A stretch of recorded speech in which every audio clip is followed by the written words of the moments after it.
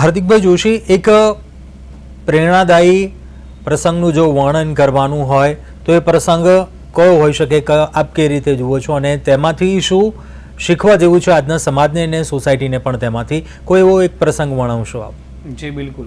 રથયાત્રા અંતર્ગત ભગવાન જગન્નાથજીની આજે જો વાત કરીએ છીએ તો ભગવાનની રથયાત્રાના દર્શન કરવા માટે પણ અત્યારની જનરેશન ઘણા એવા લોકો કે જે લોકો એમ કહે છે કે ઘરે ખાલી ને ખાલી આપણે ટીવીના માધ્યમથી જ દર્શન કરીશું. ઘણા લોકો એવું કહે છે કે ત્યાં આગળ કોઈ જરૂર નથી જવાની, અને ઘણા એવા લોકો છે કે જે લોકો કોઈ જતું હોય તો એને પણ રસ્તામાં રોકી લેતા હોય છે કે ત્યાં જઈ અને સમય પણ ના બગાડશો. ઘણા લોકો એવા પણ છે કે ત્યાં જઈ ના દાન કરશો, અને ઘણા એવા લોકો છે કે કોઈ ભક્તિ કરતું હોય તો એના ભક્તિમાં પણ ખલેલ પહોંચાડી રહ્યા હોય છે. જ્યારે એક પ્રસંગની વાત યાદ કરી તો એ જે વર્ષો પૂર્વે જગન્નાથજીની રથયાત્રા નીકળવાની હતી, કરફ્યુ લાગેલો હતો અને મંદિરની અંદરથી એ મહારાજજીને આદેશ મળ્યો કે કર્ફ્યુની અંદર અંતર્ગત જે રથયાત્રા નથી નીકળવાની. ત્યારે એ રથયાત્રામાં જે ગજરાજ હતા એ ગજરાજ પોતે જ મંદિરની બહાર મંદિર પરિસરની બહાર આવી ગયા અને પોતે જ મંદિરની આગળ આવીને ઊભા રહી ગયા જેને રથયાત્રા જોડાવાની હોય. કારણ કે મહારાજ ખુદ જ એ ભગવાનના દર્શન કરી, આરતી કરી અને જ્યારે મંદિરને દર્શન કર્યા બાદ ભગવાનની પૂજા અર્ચના કરી અને નિત્યક્રમ પ્રમાણે બેસી ગયા હતા પોતાની ગાદી પર. પરંતુ જ્યારે ગજરાજો એ ત્યાં મંદિરની બહાર આવી અને ઊભા રહી ગયા, જે બાંધેલા ગજરાજ હતા એ પણ પોતે પોતાની જાતે જ તો ત્યાં આગળ આવી અને એકદમ ભક્તિમય વાતાવરણ ઊભું થઈ ગયું. અને એ દિવસે ભગવાન જગન્નાથજીની કૃપા થકી પાછી એ જ રથયાત્રાની કૃપા પ્રાપ્ત થઈ. એવી જ રીતે એક ભક્તિમય પ્રસંગ ખૂબ જ યાદગાર રહ્યો. સમગ્ર અમદાવાદની અંદર એ જે રથયાત્રા આટલા વર્ષોથી પરંપરા પ્રમાણે ચાલી રહી છે તે જ રથયાત્રા એ ગજરાજોએ દરેક વ્યક્તિઓ અને જ્યાં પોલીસની પણ પરમિશન ન હતી ત્યારે પણ, પરંતુ એ રથયાત્રા એ વખતે ગજરાજના કારણે નીકળી હતી. હાર્દિક વ્યાસ, આપને શું કહેવું છે એ મામલે?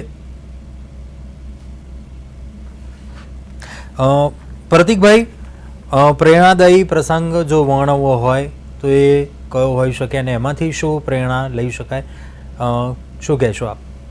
કુંજભાઈ, આમ તો ઘણા બધા પ્રસંગો છે અને આપણે જ્યારે વાત કરીએ ભગવાન જગન્નાથ શ્રી કૃષ્ણ તો એમના તો ઘણા બધા પ્રસંગો એવા છે, ઘણી બધી લીલાઓ એમની અપરંપાર છે કે એમના દરેકે દરેક પ્રસંગમાં ક્યાંક ને ક્યાંક ગુડ મેસેજ આપવામાં આવ્યો છે અને ક્યાંક ને ક્યાંક મનુષ્ય જગત માટે જો આપણે એ પ્રમાણે એમના કહેવા પ્રમાણે જો આપણે ચાલીએ તો ચોક્કસ પ્રમાણે આપણું જીવન સારું થઈ જતું હોય છે.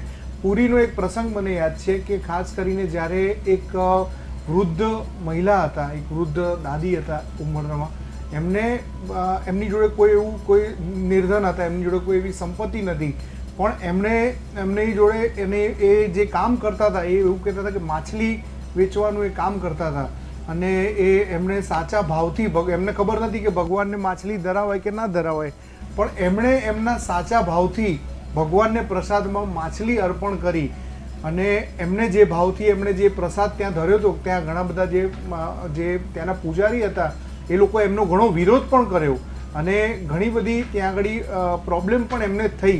એ છતાં પણ એમનો ભાવ સાચો હતો તો ભગવાનના આશીર્વાદથી એ પ્રસાદ, એ જે માછલી હતી એની જગ્યાએ કોળામાં કન્વર્ટ થઈ ગઈ.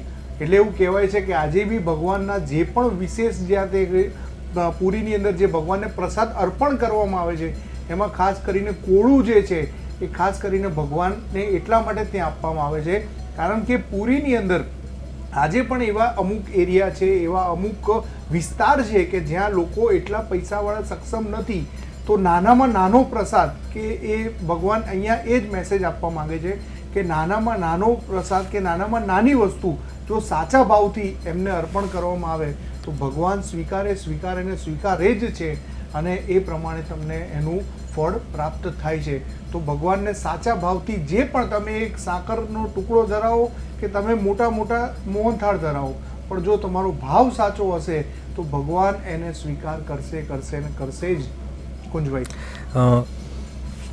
હાર્દિકભાઈ, આપ શું માનો છો આ મામલે? કેમ કે અત્યારનો જે સમય છે, યુવાનો સમાજ સોસાયટી સનાતન તરફ વળી રહ્યા છે. આપણા પરંતુ ખરેખર જો આ ભાવની વાત કરીએ, આપણો એક ભક્તિનો આપણો પોતાનો પણ એ ભાવ હોવો જોઈએ ભક્તિનો. એમાં એ ન માત્ર કોઈ ફોટો કે વિડીયો સ્ટેટસ આપણે સોશિયલ મીડિયા થકી કરી શકીએ, પરંતુ ભક્તિનો જો સાચો ભાવ વર્ણવવો હોય તો આપનો મત શું? હાર્દિકભાઈ.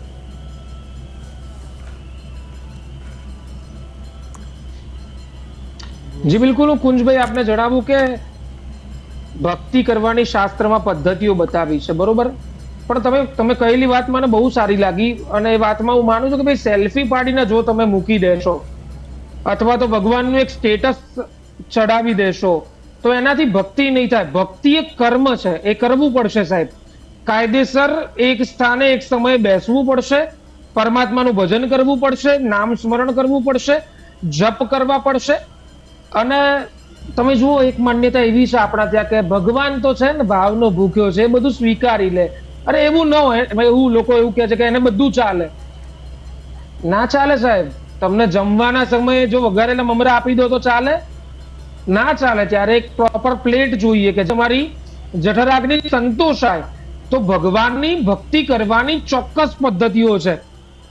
પણ પછી જો કોઈ વ્યક્તિ એવું કહે છે કે ભગવાનને તો બધું ચાલે, તો ફળ આપવાનું આપે ત્યારે ભગવાન પણ એવું જ કે આને તો બધું ચાલશે. મારો ઉદ્દેશ્ય એવો નથી કે પ્રખર ભક્ત બનો, કઠિન ભક્તિ કરો, પણ સિસ્ટમમાં રહીને જો ભક્તિ કરવામાં આવે, શાસ્ત્રોના મત પ્રમાણે, શાસ્ત્રોમાં બતાવેલી પદ્ધતિઓ પ્રમાણે જો અનુષ્ઠાન કરવામાં આવે, જો જપ કરવામાં આવે ને, ભક્તિમાં સૌથી વધારે ભાવ જરૂરી છે. તમે રોજ ઘરે ભગવાનને 56 ભોગ ધરાવો અને જો હૃદયના ભાવથી ન ધરાવો તો એ ભગવાન ન જમે. પણ સાહેબ, કર્માબાઈની ખીચડી ખાવા માટે, કર્માબાઈનો ખીચડો ખાવા માટે અથવા તો શબરીના એઠા બોર ખાવા માટે પરમાત્માને ધક્કો ખાવો પડે. એટલે ભક્તિમાં સૌથી વધારે પ્રાધાન્ય ભાવનું છે. કયા ભાવથી ભક્તિ કરો છો? ને ભક્તિ તો શાસ્ત્ર તો એમ કે છે કે ક્યારેક કરતા ભાવને રાખશો. હું કરું એ જ અજ્ઞાનતા, શકટનો ભાર જેમ શ્વાન તાણે. ક્યારે મેં કર્યું છે એવું ન રાખવું. સનાતન ધર્મ આપણને બધાને શીખવાડે છે કે કોઈ પણ કર્મ કરો, પહેલા તો કરતા ભાવ ક્યારે ન રાખશો. આ કામ મેં કર્યું, આ કામ મેં કર્યું એવું ન રાખશો. મને જ્યારે કોઈ વ્યક્તિ એમ કહે ને કે હાર્દિકભાઈ તમે આ બહુ જ સારું કર્યું, ત્યારે મારા મોઢામાંથી એક જ શબ્દ નીકળે કે ભગવાનની દયા છે, મહાદેવની કૃપા, કૃષ્ણની કૃપા, માતાજીની કૃપા, એમણે કર્યું છે. કારણ કે વી આર નથિંગ સાહેબ, બિલીવ મી, આપણે કશું જ નથી. કોઈ ડિવાઇન એનર્જી છે, કોઈ અલૌકિક શક્તિ છે જે આપણને ચલાવી રહી છે, આપણને દોડાવી રહી છે. અત્યારે કુંજભાઈ મને તમને અને હાર્દિકભાઈને અને પ્રતિકભાઈને બોલવા માટે કોઈ શક્તિ મદદ કરી રહી છે, ત્યારે બોલી શકાય છે સાહેબ. જગન્નાથ ભગવાનના હું તો કહું છું ટીવી પર પણ દર્શન થાય ને તો જાતને ધન્ય માનજો, કારણ કે એના આદેશ વગર એના દર્શન થઈ શકતા નથી. અને ભક્તિ કરવાનું અનેરું મહત્વ છે. સિસ્ટમમાં રહીને શાસ્ત્રોએ બતાવેલી પદ્ધતિ અનુસાર જો ભક્તિ કરવામાં આવે તો ચોક્કસ સારા ફળની પ્રાપ્તિ થતી હોય છે. પણ મન ફાવે એમ ભક્તિ ન કરવી. ભક્તિમાં ભાવનું પ્રાધાન્ય છે. સદભાવ સાથે જો ભક્તિ કરવામાં આવે તો ઈશ્વર ચોક્કસ તમને ફળ આપતા જ હોય છે. જી કુંજભાઈ.